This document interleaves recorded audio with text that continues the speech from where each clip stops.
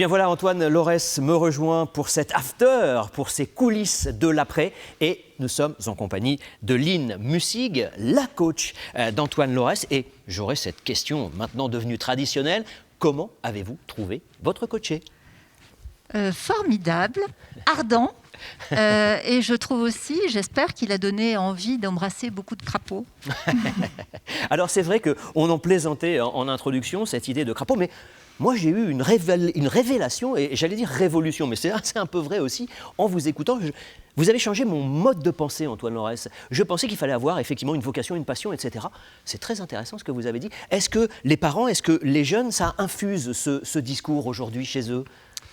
Pour être tout à fait honnête, et l'avoir testé sur des proches ou des personnes de ma connaissance, donner le conseil comme ça suffit pas. Et peut-être que ça fait partie de ces choses dans la vie qu'il faut traverser et auxquelles il faut être initié pour se rendre compte que c'est vrai, ou en partie vrai. Ouais. Ah ouais, non, mais alors là, pour moi, c'est une vraie révolution, un vrai changement de pensée. Lynn, comment s'est passé Alors, à chaque fois, j'aime bien utiliser ce mot parce que c'est beau, c'est le mot de compagnonnage. J'ai l'impression qu'il y a un compagnonnage qui s'instaure entre vous deux. Hein. Oui, c'était une danse ou un tango, un peu, parce que j'ai ressenti un peu la même chose que vous au départ, avec cette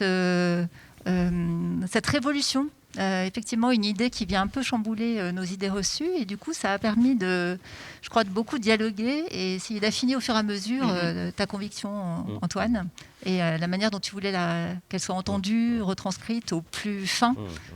Voilà, donc ça a été un joli compagnonnage.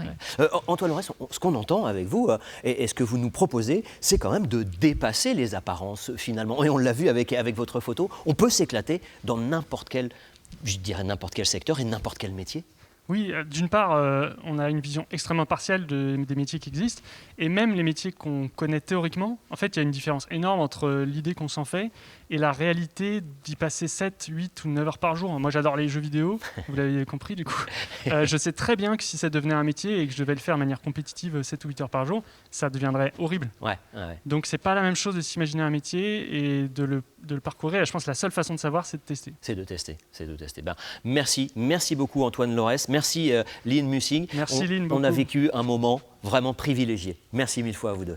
Merci.